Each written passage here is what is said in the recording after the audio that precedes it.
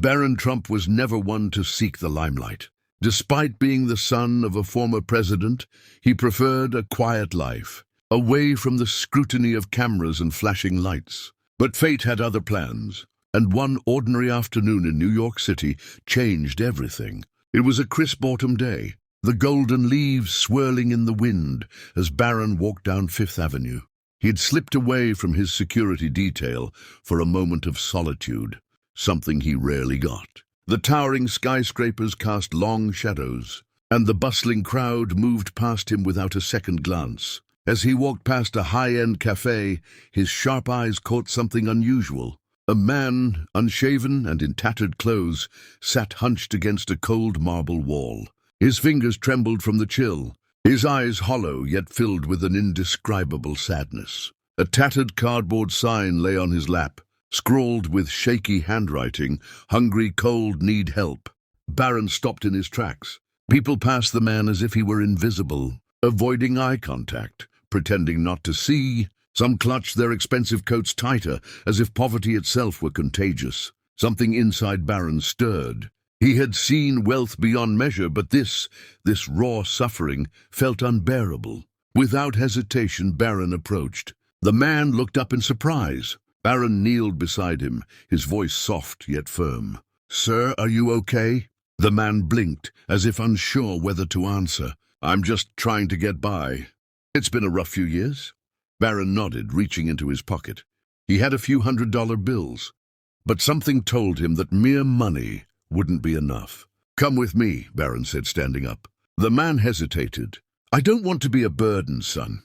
People like me, we don't belong in places you go." Barron smiled gently. "Everyone belongs somewhere. Let's get you warm first." He extended a hand, and after a moment of hesitation, the man took it. The cafe owner's eyes widened as Barron walked in with the man. The pristine establishment had never welcomed someone in such dire straits. But Barron was unfazed. He led the man to a table and ordered hot soup and a sandwich. As the man ate, Barron listened to his story. His name was James, once a hard-working construction worker. He had lost everything after an injury, left him unable to work.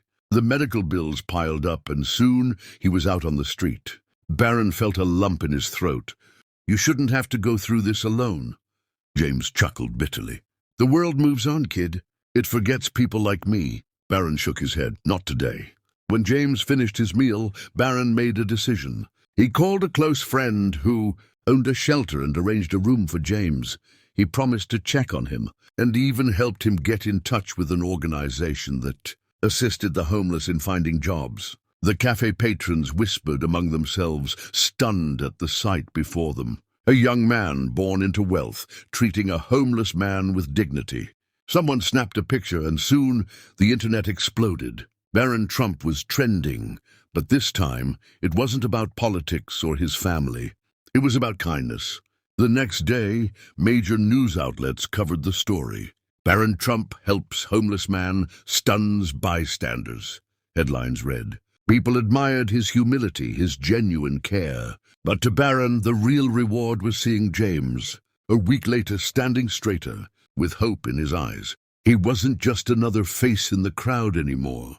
Barron had given him something priceless, a second chance. And in doing so, he reminded the world that kindness knows no status, no boundaries. It is, and always will be, the greatest power of all. James spent the next few weeks adjusting to life with a roof over his head again. The transition was strange at first, but he was grateful for the opportunity. Barron checked in regularly, making sure James was settling in well. One afternoon, Barron brought James a fresh set of clothes and a phone. "This way, you can stay in touch with people who want to help," he explained. James's hands trembled as he took the device. "I don't know how to thank you, kid. Just promise me you'll try," Barron said with a smile. Weeks turned into months, and with Barron's support, James found a stable job at a local warehouse. He began saving money, determined to rebuild his life from the ground up. One day, as Barron visited him, James beamed with pride. "I found a small apartment," he announced. "It's nothing fancy, but it's mine." Barron felt a deep sense of fulfillment. "That's amazing, James. You did it. The story of their friendship continued to inspire people around the world. Donations poured into shelters, and more individuals stepped up to help the homeless in their own communities. What started as one act of kindness had sparked a movement. Barron, however, remained humble. "I didn't do anything extraordinary," he told a reporter. "I just treated someone the way they deserved to be treated." But to James and many others, Barron had done something extraordinary indeed. He had reminded the world that sometimes all it takes to change a life is a little compassion and the willingness to extend a helping hand. Over the next year, James continued to thrive. He secured a higher-paying job and even began mentoring others at the shelter. His transformation was nothing short of remarkable. Barron, true to his word, remained in touch, offering encouragement and support. One evening, as James sat in his modest apartment, he received a call from Barron. "James, I have an idea," Barron said excitedly. "What if we start a foundation, a place where people like you can get real help?" James was speechless. "You mean a place for second chances?" "Exactly," Barron replied. "We could work together to make a real impact." And so, the Second Chance Foundation was born. With Barron's resources and James's first-hand experience, they built a network of shelters, job training programs, and support groups. The foundation gained national attention, inspiring countless others to take action. The ripple effect was astonishing.